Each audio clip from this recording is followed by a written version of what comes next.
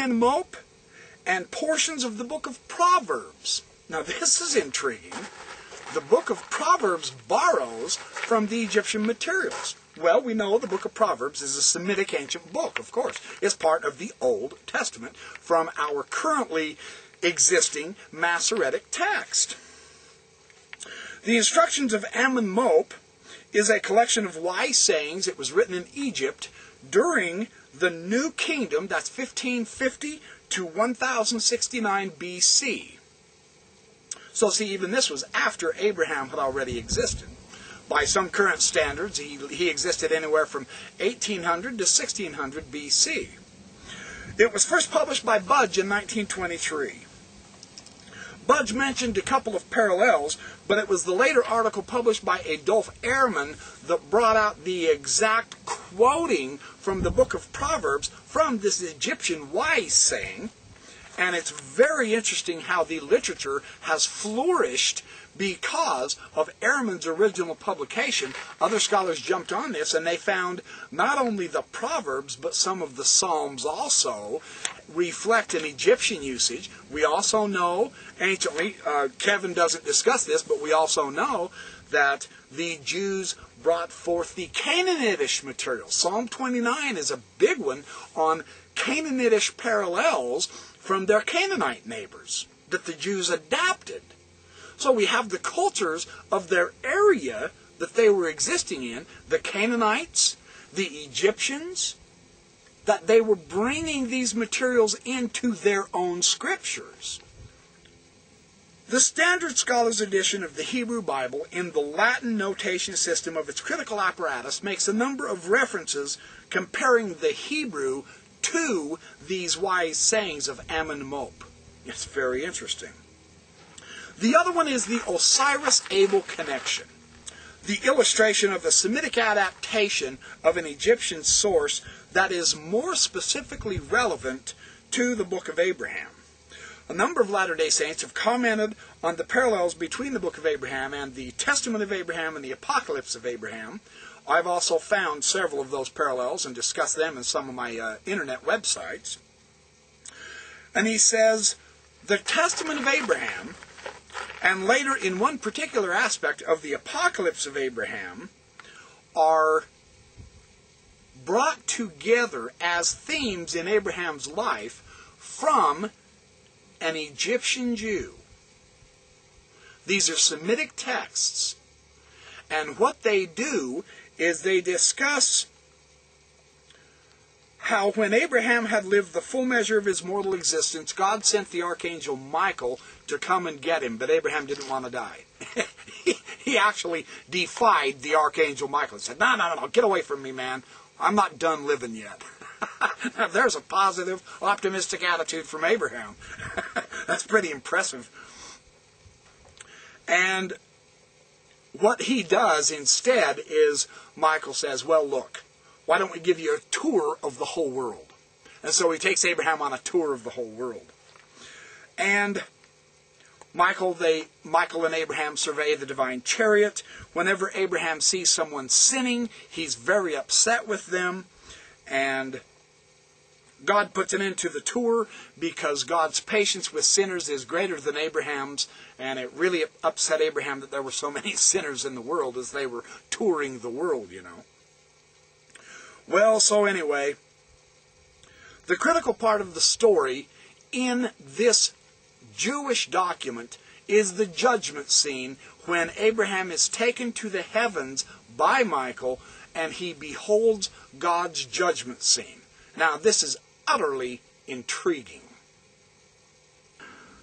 Barney notes that there's a judgment hall. There's various recensions of this judgment scene, but he notices that he notices the narrow gate for the use of the righteous and the broad gate for the use of the wicked, and so on and so forth. And Abraham is viewing this judgment scene like crazy all over the place. And there is a terrifying throne. And on this terrifying throne is seated a wondrous man with an appearance like unto the Son of God. Now, this is interesting. In front of this figure is a crystal-like table covered with gold and fine linen. Resting on the table is a book. On either side of the table are angels holding papyrus and ink.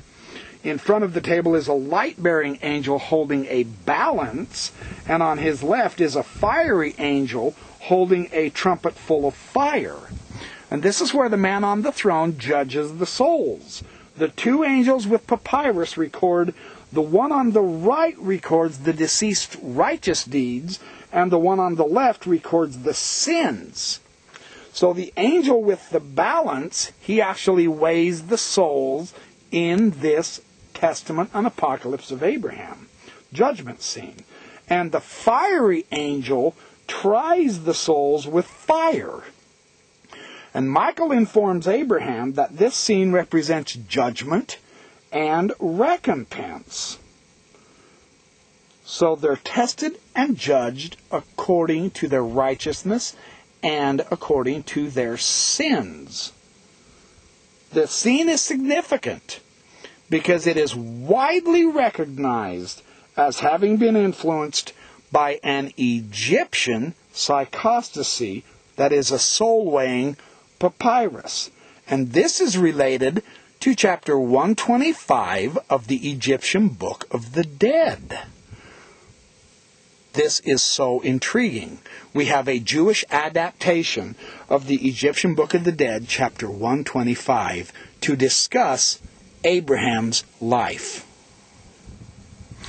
We are told that there is a significant connection here, a wide influence of a relationship between the Egyptian psychostasy scene and the judgment scene in the Testament of Abraham.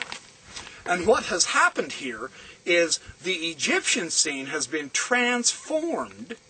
It has been incorporated into this story about Abraham, and it's been transformed, and the meanings of the Egyptian figures have been changed into Semitic figures and adapted to a story of Abraham.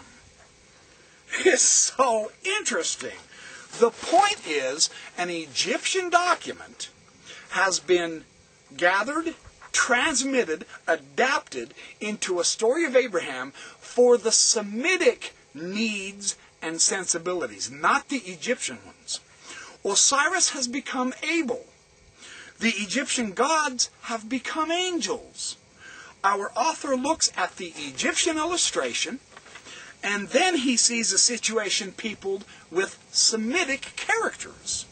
I suggest that this scene establishes a paradigm for understanding the facsimiles to our Book of Abraham. As is the vignette for chapter 125 of the Book of the Dead to the Testament of Abraham, so are the facsimiles to the Book of Abraham. You see how this is beginning to work? This is really interesting to see a Jewish purposefulness to the Egyptian materials.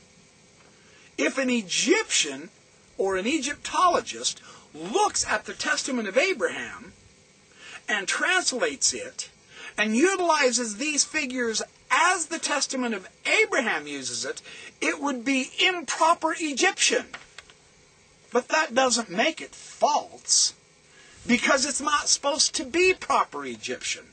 It's been changed from its original context, an ancient Egyptian context, and brought forward to have meaning to the Semitic peoples, to help them understand various aspects of Abraham, their great father. The fascinating thing, Barney presents this as a parable. If a modern Egyptologist was to translate the Testament of Abraham, and we had accepted it as meaning and significance in the story of the Book of Abraham, it wouldn't be correct according to the modern Egyptological interpretations. They would have said, well, it's obvious that whoever translated this didn't know what they were doing because in the Testament they're represented by Osiris, not the biblical Abel. And the counterparts, they figure the name Dokiel is clearly not Egyptian, this being a reference to the Egyptian god Anubis. And in the Testament of Abraham, as it has adapted this Egyptian judgment scene,